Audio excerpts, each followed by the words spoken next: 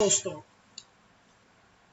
आज का हमारा टॉपिक है how to clear prelims in first attempt. यानी पहले ही अटेम्प्ट में आप प्रीलिम्स क्लियर कैसे कर सकते हो। ये बड़ा टिपिकल और बड़ा ही एक्सपेक्टेड सा क्वेश्चन होता है बच्चों के माइंड में कि प्रीलिम्स को आखिर क्लियर कैसे करें।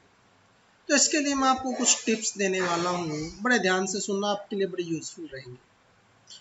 पहली बात, इन 5 चीजों पर हमें काम करना है। अरेंजमेंट ऑफ सब्जेक्ट्स, यानी कैसे आप सब्जेक्ट अरेंजमेंट करोगे पढ़ने के लिए। करंट अफेयर्स, मॉक टेस्ट और physical fitness and dressing most important है आपका। और सबसे ज्यादा जो होता है वो है नर्वसनेस। इनको हम स्टेप वाइज देखेंगे कि एक्चुअल में कैसे हैंडलिंग होती है।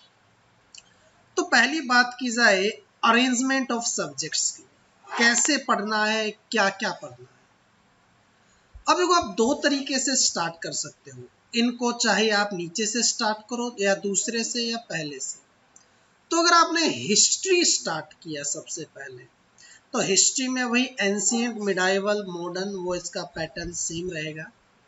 उसके बाद आपको आर्ट एंड कल्चर उठाना पड़ेगा, क्योंकि टोटली आर्ट एंड कल्चर कहीं ना कहीं एंशिएंट से, मिडाइवल से आपका कनेक्ट होगा। तो बेटर रहेगा कि एंशिएंट के साथ आप उठा लो आर्ट एंड कल्चर, और मिडाइवल के साथ जो फॉर्म था। अब आपको पता है, जैसे ही मॉडर्न हिस्ट्री खत्म होता है, इंडिपेंडेंस हमें मिलता है 1947 में, तो वहीं से हमारा पॉलिटी यानी कॉन्स्टिट्यूशन आपका स्टार्ट होता है। तो पॉलिटी हमने उसके तुरंत बाद उठा लेनी है, तो लिंक बना रहेगा। और पॉलिटी से ही जुड़े हुए टॉपिक्स हैं हमारे, चाहे वो आपका लॉ एंड ऑर्डर हो, चाहे वो इलेक्शन कमीशन समथिंग, जो आरटीआई समथिंग, वो गवर्नेंस आपका वो पॉलिटी से जुड़ा है, तो उसको साथ में यहाँ पढ़ना पड़ेगा आप लोगों को। अब जब हमको सिस्टम समझना है कॉन्स्टिट्यूशनल, तो हम समझेंगे इंटरनेशनल रिलेशंस। अब ये मत सोचना कि आईआर आपका मीन्स का है, होता क्या है। आईआर में हमें सभी जितने भी आपके इंस्टीट्यूशंस है, वर्ल्ड बैंक, आईएमएफ, जो भी रिपोर्ट जो हमारे संबंध चल रहे हैं, वो सभी आईआर के कोडिंग है। तो ये सभी इंस्टीट्यूशंस आपको कवर करने हैं। मैं आपको बताऊंगा एक वीडियो में कि कहाँ से आपको क्या क्या पढ़ना है, किस सब्जेक्ट में, लेकिन आईआर इसमें। उसके बाद जब ये चीजें क्लियर हैं, तो हम इकोनॉमिक बेस देखेंगे अपना कि एक्चुअली इकोनॉमिकली कैसे ये स्ट्रॉन्ग है। तो उन चीज़ों को आप जब समझ जाओगे, आप आईआर के इंस्टीट्यूशंस, तो इकोनॉमिक्स में आपकी बेटर अंडरस्टैंडिंग आपकी होगी। उसके बाद बात करें, दूसरा पैटर्न है साइंस, क्योंकि साइंस में बेसिक थिंग्स आप पढ़ोगे कि क्या कैसे लॉज एप्लीकेबल होते हैं, और वो साइंस के लॉज ही ज्योग्राफी में हम डील करते हैं। क्योंकि साइंस के बेसिक, चाहे आप किसी भी बैकग्राउंड से हो, अगर आप बेसिक साइंस समझ लोगे तो ज्योग्राफी आपके लिए बहुत ईजी होगा। और ज्योग्राफी और साइंस पढ़ने के बाद इकोलॉजी आपके लिए बड़ा इजी हो जाएगा। तो ये सीक्वेंस आपका रहना है, क्योंकि बच्चे कई बार क्या है, आगे पीछे उनको उठा लेते हैं, समझ में आता नहीं कि क्या चीज़ें, लगता है ये चीज़ें जो मैं पढ़ चुका हूँ पहले, वो इसलिए लगता है। तो आप एक सीक्वेंस में पढ़िए, समझ में भी आएगा और आपके लिए ये बेटर रहेगा। उसके बाद बात की जाए करंट अफेयर्स की। भाई सब्जेक्ट वाइज करंट अफेयर्स करना होता है हमें पहले।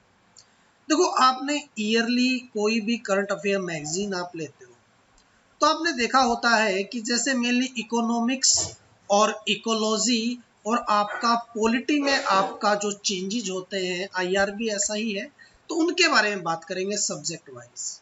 कई बार आपका हिस्टोरिक वे से आ जाता है, जियोग्राफिकल वे से आ जाता है, कोई प्लेस हाइक में होता है, तो वो सब्जेक्ट वाइज आपको देख लेना है कि भाई ये टॉपिक आपका करंट अफेयर का इस सब्जेक्ट में। और उसको करना क्या होता है कि ट्रेडिशनल टॉपिक के साथ पढ़ना, अकेला उसको फैक्ट को याद मत करना, क्योंकि लिंक करके यूपीएससी क्वेश्चन पूछता है। ऐसे क्वेश्चन नहीं पूछेगा कि डायरेक्ट फैक्ट में, एसएससी में भी आजकल नहीं आते ऐसे क्वेश्चन। तो सिंपल, मतलब हिस्ट्री से रिलेटेड कोई आपका टॉपिक आया है, जैसे आपका इंडस वैली से कोई आपका एविडेंस मिला, तो उसको उसी के साथ पढ़ो, इंडस वैली के साथ, तब आपको समझ में आएगा ये चीज़ें। बौद्ध से रिलेटेड कोई मिलता है, बुद्ध से रिलेटेड, वो सारी चीज़ें उनके साथ पढ़ो। बर्निंग इशू की अगर मैं बात करूँ, तो क्या होता है, पूरे साल में 20 से 25 बर्निंग इश्यूज होते हैं जिन पर बार बार एडिटोरियल वगैरह आते रहते हैं, और मैगजीन के वो हेडलाइन होती हैं फ्रंट पेज पर होते हैं। उनको तो 12 महीने की मैगजीन के उन इश्यूज को आप नोट डाउन करो और उनकी पूरी डिटेल इकट्ठा कर लो, मोस्टली करंट अफेयर्स वहीं से मिल जाएगा आपको। तो ज़्यादा टेंशन नहीं लेनी है करंट अफेयर्स की, ऐसे करोगे तो सिमट भी जाएगा। बकवास नहीं पढ़नी है आप लोगों को कि कौन मरा, किसको क्या अवार्ड मिला, ये कोई ज़्यादा आपका यहाँ मैटर नहीं करता है, वो टॉपिक से रिलेट करता है आपका मेनली। आगे देखो मॉक टेस्ट। अब देखो आज के टाइम में लोग मॉक टेस्ट के पीछे बड़ा भाग रहे हैं। मॉक टेस्ट होता है आपका एक्चुअल नॉलेज का टेस्ट कि आप जो देखो यूपीएससी में डायरेक्ट जाकर कोई जंग नहीं लड़ सकते आप लोग। पहले हर किसी बच्चे को, तो कितना भी बड़ा योद्धा रहा, पहले प्रैक्टिस करनी पड़ती है, और प्रैक्टिस आपका हर किसी को परफेक्ट बनाती है। वो जो भी उससे करेगा बिना प्रैक्टिस के, मान लो आपने तलवार ली है हाथ में, हिला रहे हो, लगता है कि भाई आ गई हमें तो चलानी तलवार, लेकिन अगर मैदान जंग में उतरोगे तो गर्दन कब उठ जाएगी पता नहीं चलेगा आपको। तो यही होता है, कई बच्चे सोचते हैं डायरेक्ट हम जाकर कहाँ उतरेंगे यूपीएससी में, ऐसा कभी नहीं होगा भाई। ये मॉक टेस्ट आपको अपना स्कोर बता देंगे।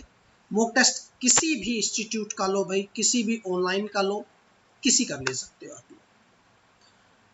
तो इससे आपका लेवल चेक होगा। होता क्या है मेनली, जो मॉक टेस्ट में आपके मार्क्स आते हैं, मेनली यूपीएससी में 10 से 12 मार्क्स का कम ज़्यादा का डिफरेंस आता है, मेनली वही मार्क्स आपके रहते हैं। तो मॉक टेस्ट से क्या होता है, तो सिलेबस तैयार हो जाएगा आपका दोबारा सब्जेक्ट का, और ऊपर से आप अपना कॉन्फिडेंस बूस्टअप कर लोगे कि इस टाइप के क्वेश्चन आ सकते हैं, ऐसे टाइमिंग मेरी हो सकती है। तो मॉक टेस्ट बहुत जरूरी है। आजकल तो बच्चे स्पेशल मॉक टेस्ट के लिए जाते हैं महानगरों में, ये बात है याद रखना। लेकिन आपको कहीं जाने की जरूरत नहीं, आज ऑनलाइन सब कुछ अवेलेबल है, घर बैठे आप कर सकते हो।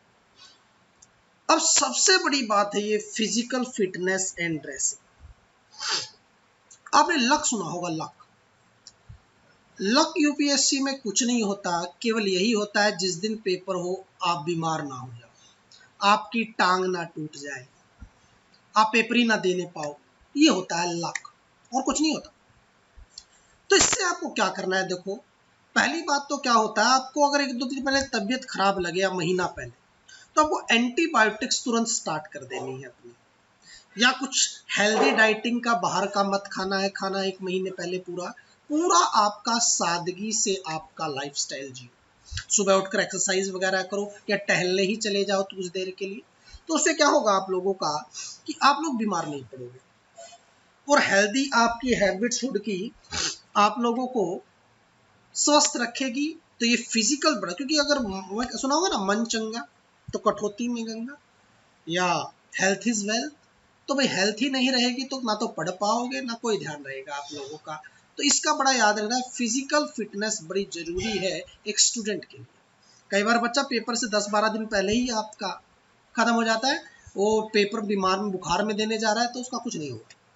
तो ये आप अपना बड़ा याद रखना कि अपना बाहर का सारा फूड त्याग देना, केवल घर का खाना खाना है आपका।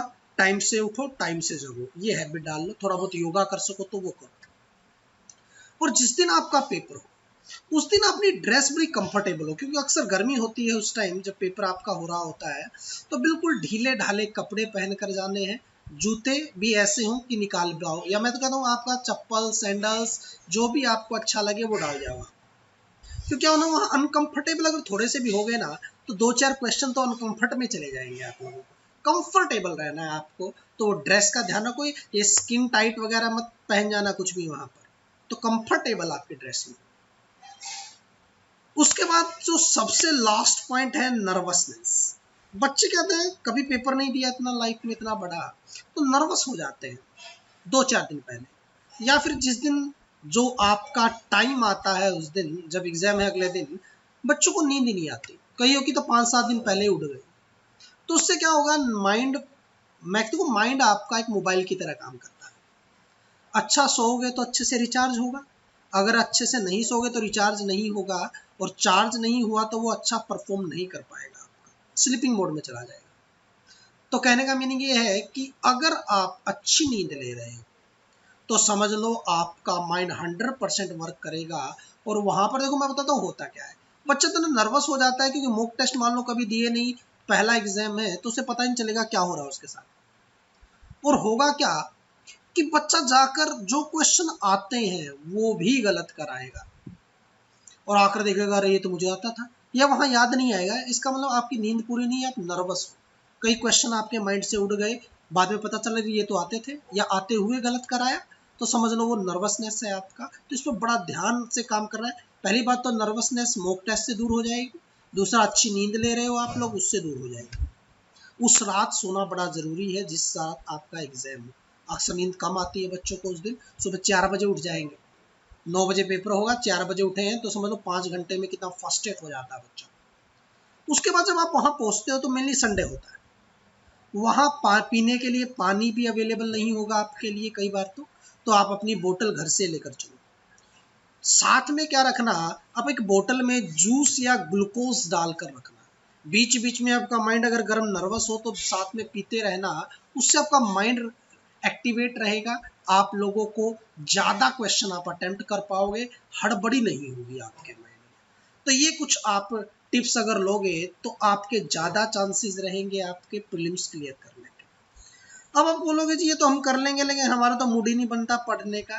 देखो ये उस बच्चे के लिए है जो सीरियस है, उसके लिए नहीं है कि भाई नहीं मैं मेरे को तो उठाओ बैठाओ पढ़ाओ, वो नहीं होता भाई, उसके लिए ये टिप्स नहीं होती है। बच्चे के अंदर पहली बात तो कहते हैं, देखो आप लोगों को, आपने एक छोटी सी बात सुनी है, कुम्हार मिट्टी से मटका बनाता है लेकिन वो मिट्टी चिकनी होनी चाहिए, एक स्पेसिफिक मिट्टी लेता है वो, हर किसी मिट्टी से घड़े नहीं बनते। तो पहले आप वो मिट्टी बनो, तब जाकर आपसे कुछ बन पाएगा, अदरवाइज कुछ नहीं हो सकता भाई। राख से कभी मटके नहीं बना करते, ये बात आप याद रखना। तो पहले अपने आप को डिजर्विंग कैंडिडेट बनाओ, एक मेहनत लगन पैदा करो अंदर, उस बच्चे के लिए है, क्योंकि लाखों बच्चे एग्जाम देंगे, 1000 ही कुछ सिलेक्ट होते हैं आपके, तो वो बच्चे हैं जिन्होंने खुद को मिट्टी से आपका या राख से हीरा बना लिया है। तो पहले की वो प्रोसेस तो ये लगा लो वहां तक तो आना पड़ेगा उस लेवल तक, उसके बाद ये टिप्स आप फॉलो करोगे तब आपका एग्जाम होगा। तो ये बात आप याद रखना।